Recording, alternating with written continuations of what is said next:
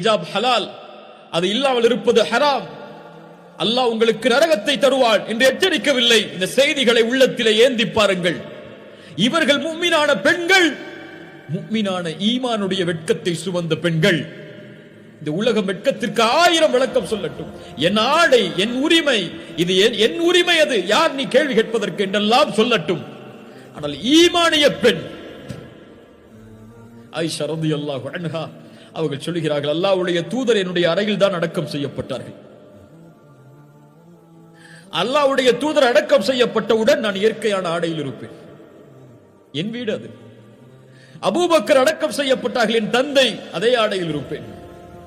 நபியின் மனைவி சித்திக்கின் மகள் சொல்கிறார்கள், உமர் அடக்கம் செய்யப்பட்டார்கள், அவர் எனக்கு அனுமதிக்கப்பட்டவர் அல்ல. உமர் அடக்கம் செய்யப்பட்டவுடன் என் ஆடைகளை நான் மூடிக்கொள்வேன் என் மீது. ஏன் ஏன் ஹயாஅம் மின் உமர், உமரோடு நான் நடந்து கொள்ள வேண்டிய வெட்க குணத்தால். உமரோடு நான் நடந்து கொள்ள வேண்டிய வெட்க குணத்தால். உமர் மையித், உமர் இறந்து விட்டார்.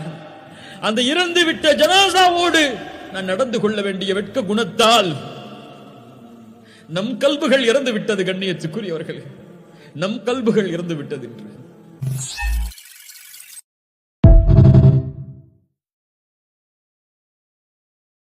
Download ShareChat.